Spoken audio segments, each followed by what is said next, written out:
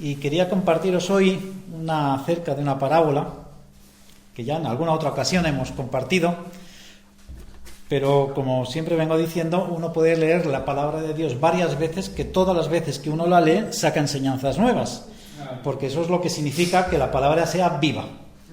Y algo vivo es algo orgánico, como nuestro cuerpo, ¿no? Puesto que es orgánico, se regenera y siempre hay células nuevas. Si estuviéramos muertos, las células que hay se acaban. Si la Biblia simplemente fuera un libro muerto, un libro que cuenta historias, no nos diría nada nuevo. Uno puede leerse, yo qué sé, el Lazarillo de Tormes 20 veces y sí que va descubriendo alguna cosa que igual no se había percatado, como el que ve una película 2 o 3 veces, que puede captar un poquito el guión, pero a la cuarta ya se sabe el guión. Con la palabra de Dios, aunque tú te lo sepas, cada vez que uno va a las Escrituras, siempre hay algo nuevo que te dice, siempre hay algo que te transforma, que te llena, ¿verdad? Y eso es porque es palabra de Dios, no es palabra de hombres. Y hay un texto donde, después de soltar la parábola, Jesús de Nazaret, ahora iremos a la parábola, después de decir la parábola, Jesús hace mención a un texto de Isaías 6, 8, 9 y 10, muy curioso, ¿no? Pero él hace su propia interpretación del texto, porque si uno va a buscar, cuando dice, tal como decía el profeta Isaías, y el profeta Isaías uno va a leer y no dice eso, y es que Jesús hace una paráfrasis, hace una interpretación, está haciendo de expositor del Antiguo Testamento, ¿no? Y es muy interesante, ¿no? Porque después de esta parábola Jesús dice lo siguiente: los 3 evangelios sinópticos, que son Mateo, Marcos y Lucas, narran esta parábola. Juan no la menciona, pero los 3 mencionan esta parábola y cada uno añade o le da un matiz diferente. A mí concretamente me gusta más la de Lucas, como lo dice Lucas, pero Mateo añade una cosa más, que es la referencia que hace Jesús a Isaías 6, 9 y 10 en este caso, que dice así: de manera, eso lo decía Jesús, de manera que se cumple en ellos la profecía de Isaías, que dijo: de oído oiréis y no entenderéis, y viendo veréis y no percibiréis, porque el corazón de este pueblo se ha engrosado, se ha llenado de grasa, y con los oídos oyen pesadamente, y han cerrado sus ojos, para que no vean con los ojos, y oigan con los oídos, y con el corazón entiendan, y se conviertan, y yo los sane. Pero, versículo 16, bienaventurados vuestros ojos, porque ven, y vuestros oídos, porque oyen. Y yo espero que esta sea la actitud de cada uno de nosotros. Oramos. Aquí Jesús hace una cosa interesante, que está diciendo algo que con los años se ha ido descubriendo, o se está haciendo más referencia, que en ese momento igual no tanto, que es la diferencia entre oír y escuchar. Porque oír es un acto físico, todo el mundo oímos, y podemos oír involuntariamente. Por ejemplo, yo estoy hablando y de vez en cuando he dado aquí a un golpe y nadie se ha podido percatar, pero lo ha oído, pero no lo ha escuchado. O cuando uno está trabajando en casa y oye a los vecinos hablar, o la música del vecino, o un camión pasar, pero lo oímos, pero no lo escuchamos, porque si lo escucháramos absolutamente todo, recordaríamos absolutamente todo y todo nos distraería. Por eso hay una gran diferencia. Oír es un acto puramente físico, mientras que escuchar es un acto que va mucho más allá, es intencional, es voluntario. Uno decide escuchar. Por eso cuando a veces nos hablan, dicen: no me estás escuchando, o no me estás oyendo. No, sí, oyendo sí, no te estoy escuchando. Y es por esa razón, porque para escuchar es un acto que nos implica una acción voluntaria. Es algo que implica algo de psicología, algo de comprensión auditiva. No es fácil escuchar. Hay mucha gente que escucha y a los 10 minutos se lo ha olvidado. Por ejemplo, los niños, cuando le mandas a la compra, ¿os acordáis? 1 docena de huevos, 2 botellas de leche y 1 kilo de harina. ¿Lo oyó? Sí. Pero cuando va a mitad de camino, se lo olvidó, porque no lo escuchó. No lo escuchó. Y eso es una de las diferencias. Por lo tanto, hay intencionalidad en escuchar. Por eso me gusta mucho cuando Jesús dice: el que tenga oídos para oír, oiga. Y claro, y el griego en esa época no hacía ese matiz, esa diferencia. Y por eso traduce de esa manera: el que tenga oídos para oír, oiga. Dice, bueno, es lo mismo, ¿no? Pero es que Jesús hablaba en arameo. Pero, claro, los textos están escritos en griego. Pero en arameo sí que había ese matiz. Y si uno va a buscar alguna versión que haya traducido directamente del arameo, leerá: el que tenga oídos para oír, escuche. Escuche. Y esa es la diferencia.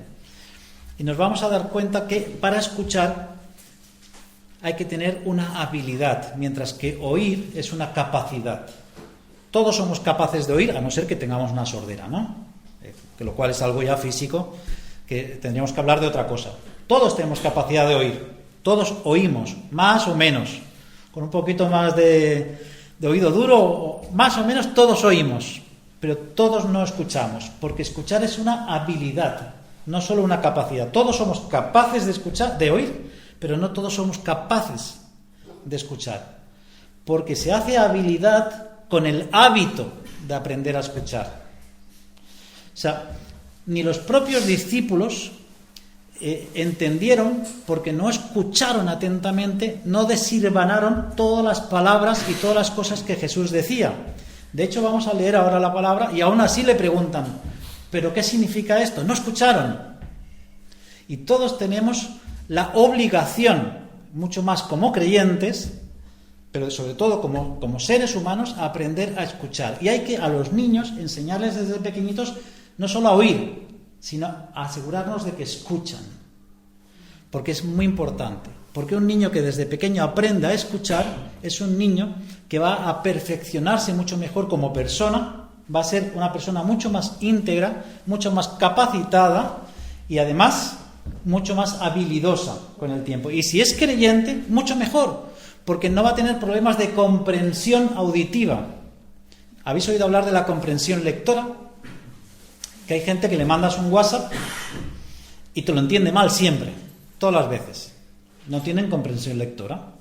De hecho, hay un meme por ahí que circula, creo que lo puse una vez en el grupo de la iglesia, que hay un cartel grande que pone: se dan clases de comprensión lectora gratis.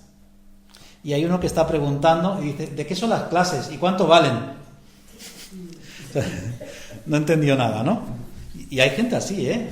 ¿Y qué pasa con las escrituras? Que hay muchos cristianos que no tienen la habilidad, y la habilidad es un hábito, es algo que se practica, es algo con lo que se persevera y se insiste y se relee y se lee y se intenta masticar, y si no se entiende se vuelve a leer. Cuando uno lee un libro, ¿no?, y se da cuenta que pues, de pronto ha leído toda una página o a veces más, ostras, no me he enterado de nada y tengo que volver a leer. Alguien que no quiere generar en él una habilidad de comprensión lectora pasaría y seguiría con el libro. Alguien que realmente quiere saber de qué iba el libro vuelve para atrás y aunque le cueste un esfuerzo vuelve a leer otra vez las páginas todas las veces que le haga falta. Pues con las escrituras es lo mismo. Por eso la mayoría de la gente quiere que Dios le hable de una forma así misteriosa y sobrenatural, porque no quieren pagar el precio de crearse la habilidad de escuchar a Dios en su palabra, que por algo se llama así, la palabra de Dios. Y buscamos la palabra de Dios en otros lugares. Y ahí nos encontramos en los barrizales que nos encontramos. Porque cuando buscamos la palabra de Dios donde Dios no habló, puede ser nuestro propio corazón, nuestra propia humanidad, algo que nos ha parecido, depende cómo nos encontremos, nos va a parecer que Dios nos está diciendo una cosa o nos está diciendo otra. ¿Os acordáis la anécdota que os conté sobre la percepción del tiempo? Por ejemplo, cuando uno tiene prisa, un semáforo dura exactamente 1 minuto 30, siempre, todas las veces. Cuando uno tiene prisa, le parece que dure 5 minutos. Pero cuando uno está tranquilo, charlando, escuchando música, ¡uy, ya se ha puesto verde! Pues es exactamente lo mismo. Entonces, tenemos que entrenarnos y entrenar a los niños a saber escuchar. Y hoy, actualmente, en magisterio de infantes, se trabaja mucho con enseñar a los niños a escuchar, a asegurarse de que se escuchan. Y, por ejemplo, hay una lista Cosas que tienes que saber para asegurarte de que el niño te ha escuchado, no que te ha oído, que te ha escuchado. ¿Vale? Dice, tiene que ser capaz de explicárselo a los demás. Tiene que ser capaz de hacerlo, de aplicarlo en casa, de demostrarlo, de hacerlo de forma automática sin pensar, corregir a otras personas, es decir, que tú has comprendido lo que has aprendido de manera que eres capaz de corregir a otros, de resolver problemas relacionados con lo que has aprendido, de compartirlo con los demás y, por supuesto, de transmitirlo a las siguientes generaciones.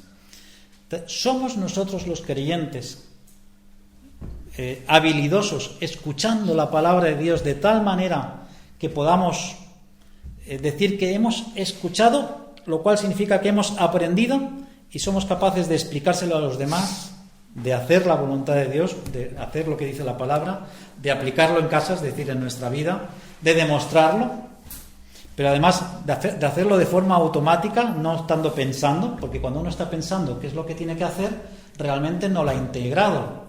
Simplemente se ha aprendido un guión que cuando hay gente lo hace, cuando no hay gente se le olvida. Por lo tanto, no es algo aprendido, porque aprender implica cambios, de eso hemos hablado en otras ocasiones. Aprender significa cambios. Entonces hay gente que es resistente al cambio. Mucha gente que es resistente al cambio. Muchísimas. Y los creyentes, más. Y en sociología se habla mucho de eso. Porque la gente que es religiosa es más propensa a ser resistente a los cambios.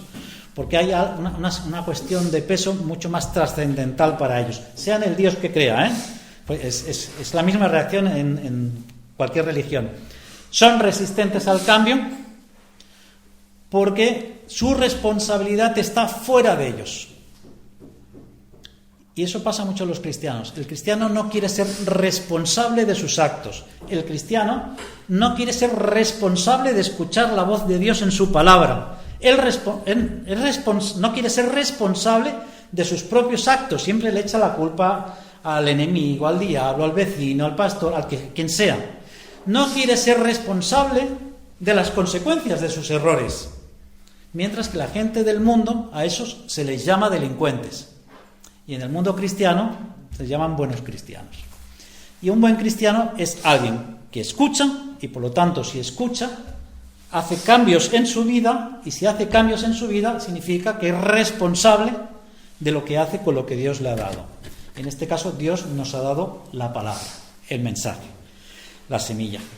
Es la costumbre. Así que vamos a leer la parábola que se encuentra, me gusta la de Lucas, como ya he dicho, en el capítulo 8 de Lucas, y dice así, Lucas capítulo 8 y versículo 4, a partir del versículo 4. Dice así el apóstol, dice, juntándose una gran multitud, es decir, mucha gente, y los que de cada ciudad venían a él, o sea, había muchos y de muchos sitios, les dijo, por parábola. Parábola sabéis qué es, ¿no? Parábola es una analogía. Parábola viene del griego, que es de para, o sea, semejante a, como paralelo. Una calle paralela es una calle que va en la misma dirección y está en la misma posición que otra. Es la calle paralela a esta, ¿verdad? Pues con el verbo es lo mismo, parábola, o sea, es algo semejante a lo que se está diciendo. Lo que se dice analogía en nuestro lenguaje más común es usar un ejemplo cotidiano para que se entienda una explicación más difícil de entender. Bien, dice, y les dijo por parábola, el sembrador salió a sembrar su semilla, y mientras sembraba, una parte cayó junto al camino y fue hollada, es decir, pisoteada, y las aves del cielo la comieron. Otra parte cayó sobre la piedra y nacida se secó porque no tenía humedad. Otra parte cayó entre los espinos y los espinos que nacieron juntamente con ella la ahogaron. Y la otra parte cayó en buena tierra y nació y llevó fruto a 100 por 1, etc. Hablando de estas cosas, decía a gran voz: el que tiene oídos para oír, escuche. Me encanta cómo termina la narración el evangelista Lucas, que dice, hablando estas cosas, como que concluía, ¿no? El párrafo decía a gran voz. O sea, por si alguien no se estaba enterando, que pegó un buen grito diciendo: el que tiene oídos para oír, que lo escuche. Porque a veces nos vemos a Jesús, nos imaginamos a Jesús contando las parábolas y estas cosas, nos lo vemos así con una vocecita tierna, de manso y humilde, ¿no? Que era. Y eso, que acordáis que poquito después de esta escena es cuando entra en el templo y los llama a todos víboras y tira a todos los tenderetes. O sea, Jesús, nos podemos imaginar que algunas cosas las decía bien enfadado. Y esta era una de las parábolas que decía bien enfadado, bien fuerte, ¿sabes? Bien exhortando a los que estaban escuchando. Porque entre los que estaban escuchando, parte era a los que iba dirigida esto, que eran los religiosos. Era a los que conocían perfectamente esa semilla, esa palabra, y no la escuchaban, ¿no? Versículo 9, dice: y sus discípulos le preguntaron diciendo: ¿qué significa esta parábola, esta analogía? Y él dijo: a vosotros os es dado a conocer los misterios del reino, pero a los otros por parábolas. Porque, o para, se entiende mejor porque, viendo no ven y oyendo no entienden. Aunque aquí seguro que estáis leyendo que viendo no vean y oyendo no entiendan. Y esto parece que es que Dios no quiera que la gente entienda. Y es porque está haciendo una referencia a lo que decía Isaías. Lo que está diciendo básicamente es, si leemos el capítulo entero de Isaías 6, cuando el profeta les está diciendo que viendo no ven y oyendo no oyen, dice, y al final acaba diciendo, porque es necesario que los pueblos, sus pueblos sean y sus familias sean destruidos para que por fin entiendan la palabra de Dios. Eso decía el profeta. Entonces Jesús está un poco rescatando eso que está diciendo el profeta Isaías y lo está trayendo a esos tiempos. Esta gente, que vosotros me entendéis, porque estáis conmigo y habéis visto lo que es el reino de Dios, pero la mayoría no lo entienden porque son unos obtusos. Pasa como pasaba con el pueblo de Israel en tiempos de Isaías, y que viendo no ven y escuchando no oyen, y oyendo no escuchan. Y es un poco lo que le está diciendo, ¿no? Porque nos puede llevar un poquito a confusión, de que parezca que Dios no quiera que se salven, no quiera que entiendan, ¿vale? Pues a veces es necesario buscar los textos paralelos que nos dan explicación. Porque la Biblia, en la mayoría de los casos, se explica a sí misma. A veces no hace falta. Uno va leyendo para adelante y para atrás y acaban comprendiendo qué es lo que quiere decir el texto. Así que tenemos esta situación. Dice, versículo 11. Esta es, pues, la parábola. Es decir, Jesús se predispone a explicarles de qué va la parábola. Porque aunque Jesús les acaba de decir que ellos sí que entendían, se dio cuenta que no se habían enterado y por lo tanto se la explica. Dice, la semilla es la palabra de Dios. ¿Bien? ¿Estamos todos de acuerdo? Sí. Muy bien. ¿Y el sembrador? El sembrador, en este caso estaba hablando de él mismo, estaba hablando en primera persona, se estaba poniendo como ejemplo, ¿no? Que salió a sembrar la palabra de Dios, pero por extensión nosotros somos los sembradores hoy en día. Nosotros somos los que expresamos la palabra, los que explicamos la palabra. Tanto el que está aquí como el que está abajo, con sus conocidos, con sus amigos, con sus vecinos, todo el que ha aprendido la palabra y es capaz de comunicarla a otros. Es decir, no solo el que la ha oído, sino que el que la ha escuchado, como decíamos antes, ¿verdad? Pues muy bien, la semilla es la palabra de Dios. Y podríamos pensar que, pensando en el personaje de la parábola, dice, ¿qué sembrador más torpe, no? Porque si era un sembrador, podía aprender un poquito a dónde tira la semilla, ¿no? De hecho, cualquiera de nosotros, si quisiéramos sembrar, yo qué sé, girasoles, y haríamos un agujerito, semilla, y hoy en día las máquinas ya te hacen eso, va la semilla, la máquina va haciendo un agujerito y te lo tapa a la vez que lo va pasando. Y hace muchos años que no hay los sembradores que van tirando. Pero si nos ponemos en la situación, y habéis visto un poquito cómo es el campo, entre parcelas suele haber un caminito, un sendero, que es el que está más pisoteado, que es desde donde el labrador o el agricultor o el sembrador en este caso lanza las semillas. Y yo estoy seguro que ningún sembrador en su sano juicio tiraría la semilla en el medio del camino con la intención de que eso crezca. Simplemente que cuando uno aventa o esparce la semilla, va para todas partes. La mayoría va a caer a donde va dirigida, pero por el camino. ¿No habéis visto los aspersores de agua? Que hacen pst, pst, pst, ¿ves? Y hay una parte del agua que te cae junto al aspersor, otra pequeñita parte te cae en el bordillito, la mayoría cae donde está el césped. Y a veces hay casos que te cae en el coche porque está del revés el grifo. Pero bueno, ese es otro caso. ¿Se entendió, no? Entonces, ¿qué pasa? Dice, la semilla es la palabra de Dios, versículo 12. Y los de junto al camino, fijaos qué interesante. No dice y los del camino. Esta es la diferencia entre oír y escuchar. Cuando uno, por la habilidad que acaba viendo que hay matices. Dice, los de junto al camino. Por lo tanto, cuando nosotros salimos a sembrar, igual que Jesús salió a sembrar, la intención de Jesús nunca fue echar perlas a los cerdos, echar la semilla, la palabra de Dios, en una tierra infértil, en el camino, donde es pisoteada, hollada y comida por las aves. Por lo tanto, nosotros tampoco. Y aquí hay una clara referencia de que no cayó semilla en el centro del camino, donde era más pisoteada, sino junto al camino.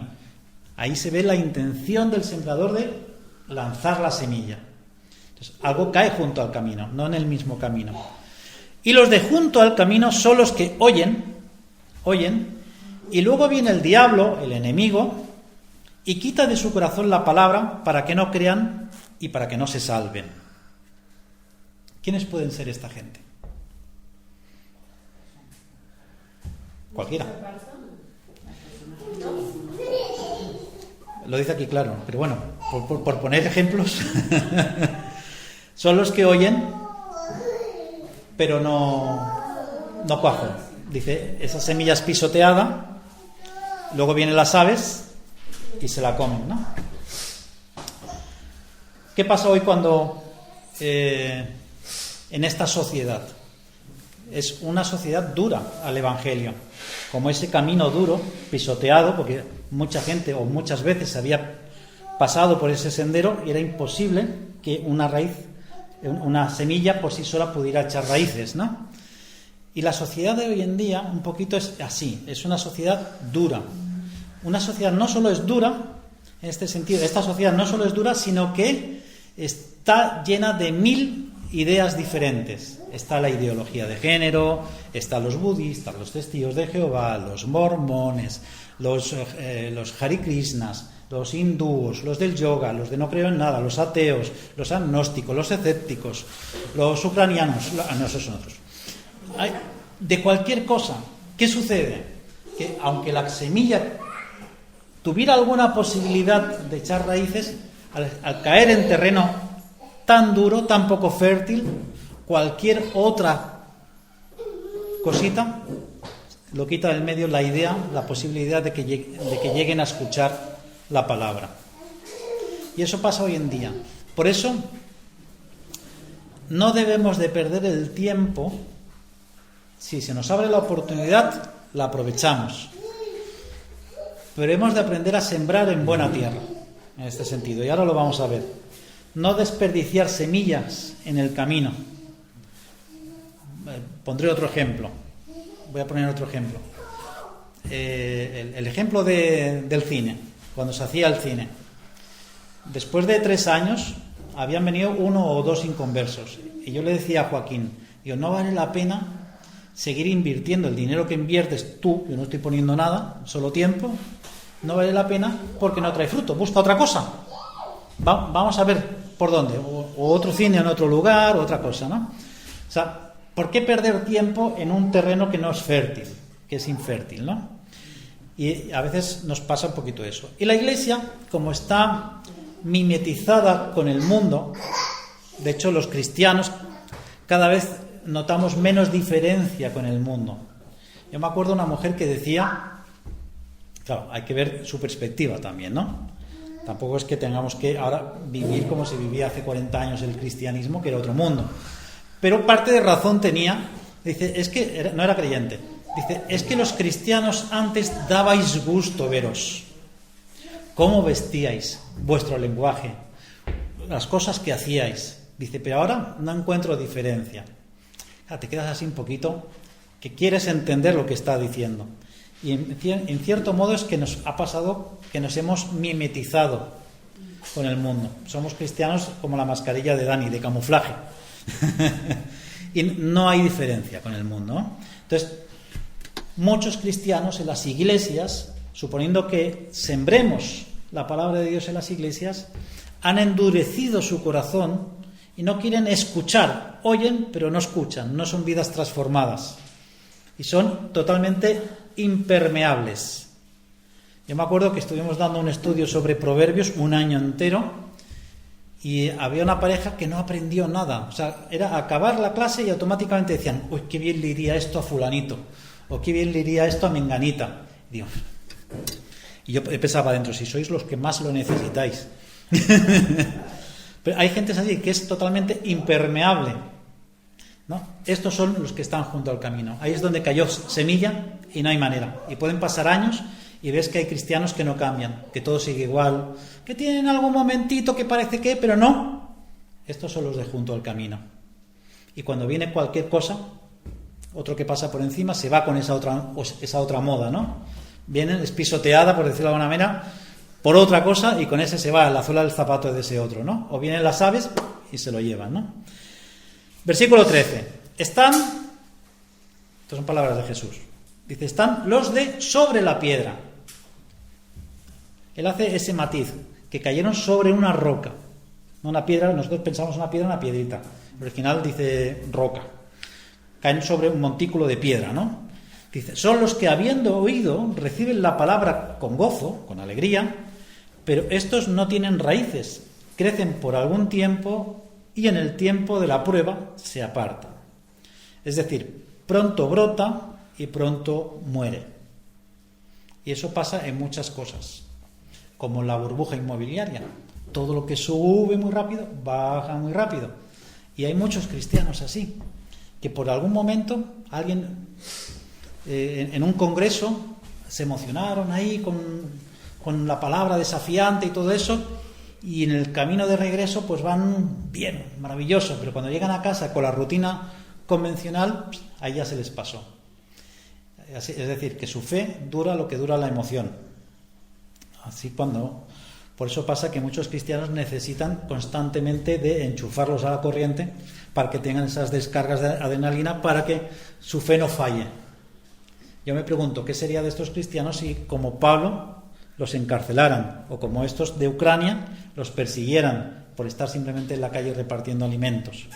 Y hay muchos cristianos así, igual que hay mucha gente del mundo así, que en una campaña se convirtieron por un momento de yo qué sé qué, y levantaron la mano, salieron al frente, pero a las 2-3 semanas, cuando empezaron los problemas en su casa, cuando empezaron a decirle, pero ¿qué has hecho? ¿No ves que eso es una secta? Que te están tomando el pelo, que te están comiendo la cabeza, pam, pim, pam, pam, se van y se enfrían. O tiene ese momento, esos cristianos que tienen ese momento de euforia, de fe, ¿no? De que lo dan todo por el Señor, pero a la que se pone un hijo enfermo, o se quedan sin trabajo, o cualquier cosita, su fe desaparece.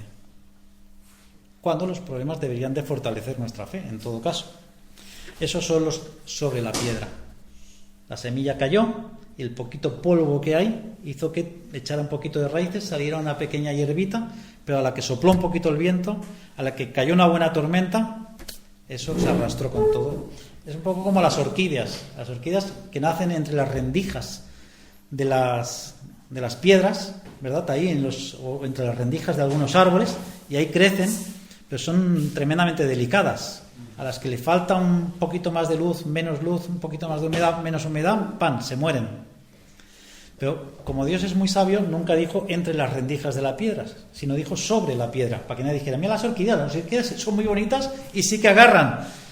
Menos mal, sobre la piedra. 14. La que cayó entre espinos. Dice, estos son los que oyen, pero marchándose, o sea, yéndose, son ahogados por los afanes y las riquezas y los placeres de la vida y no llevan fruto.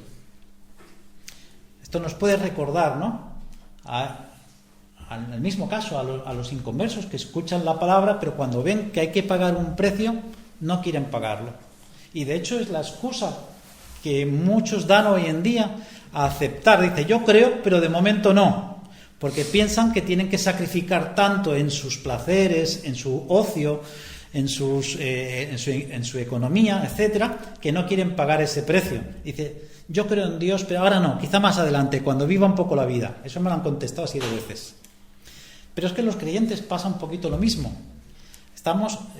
Hay por ahí, yo sé que aquí no, pero hay los creyentes de culto dominical nada más, que en el culto fantástico, si la alabanza es buena, si no es muy buena, yo ya no adoro tanto. Y si la palabra es bien con fuego, mira aún, pero como sea un poquito así exegética, aquí yo no vuelvo más, porque nos cuesta escuchar. Oímos, pero escuchar nos cuesta más. Y hay muchos creyentes así. Entonces, cuando se les pide que sus vidas tienen que cambiar, que ciertos hábitos tienen que cambiar, que ciertos principios o ciertos valores tienen que cambiar, que su carácter tiene que cambiar, que su bolsillo se tiene que abrir, no quieren y se apartan. Y estos son las semillas, la palabra de Dios que cae entre los espinos.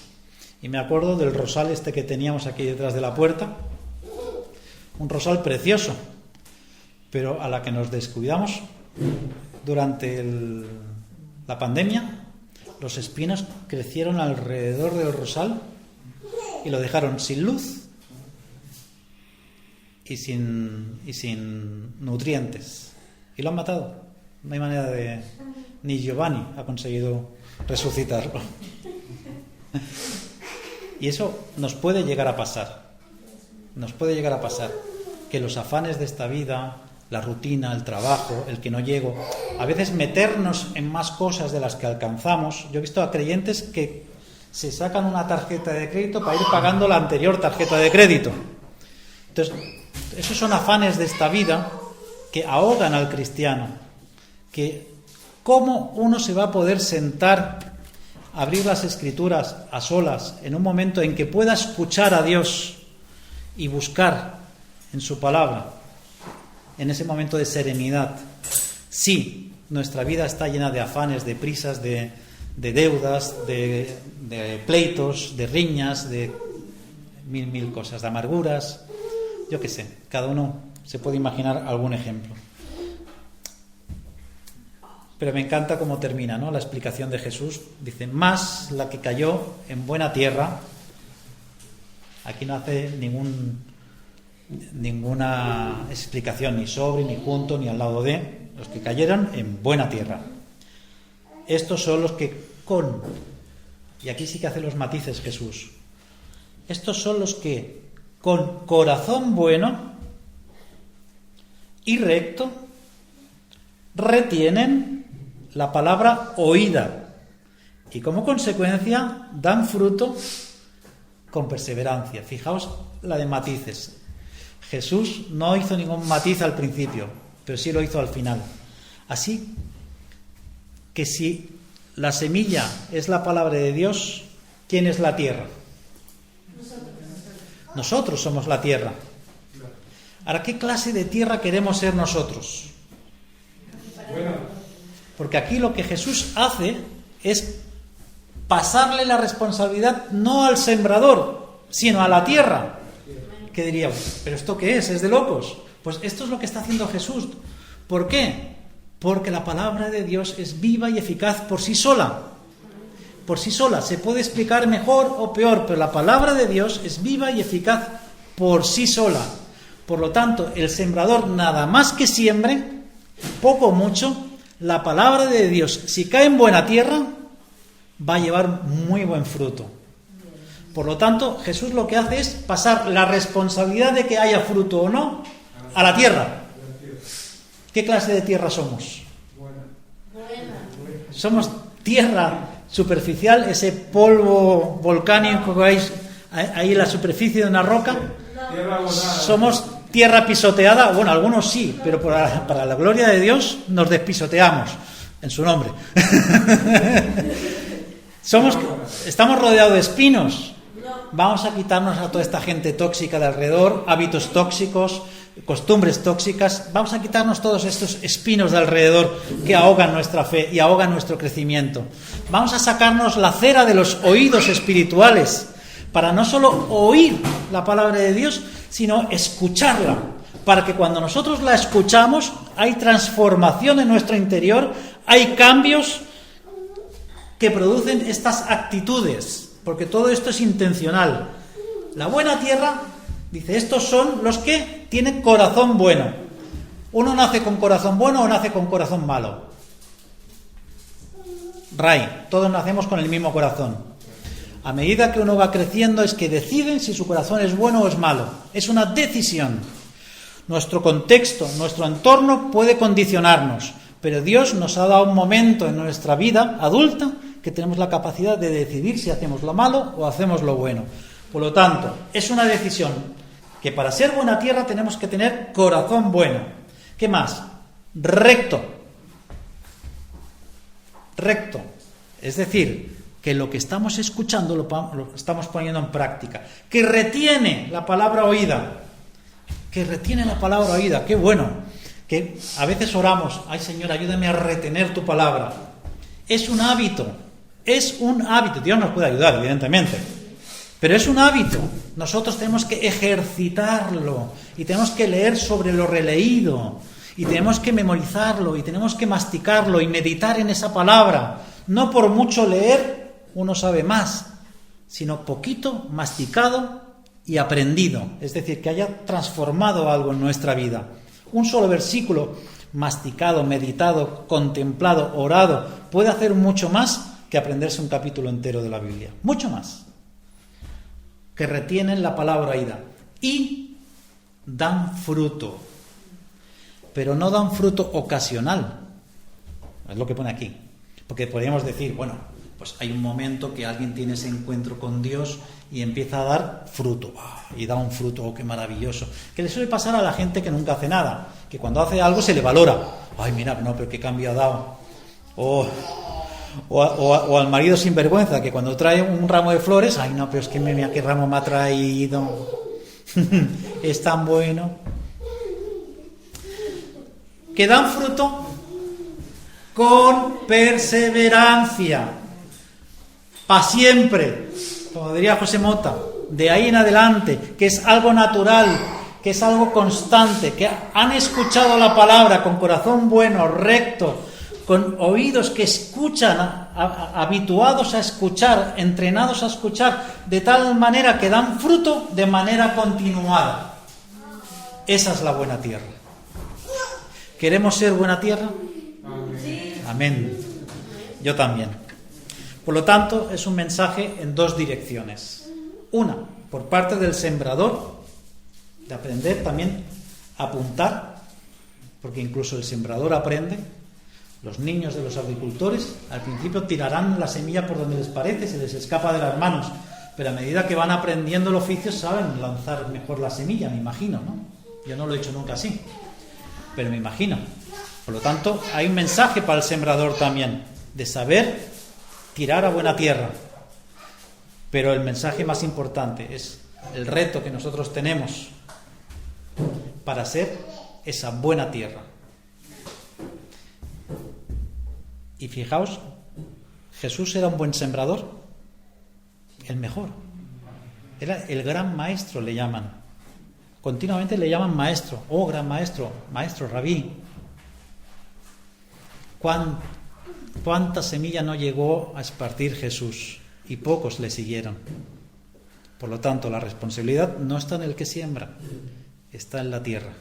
Porque ni el propio Jesús, al final en la cruz, tenía solo 3 personas abajo.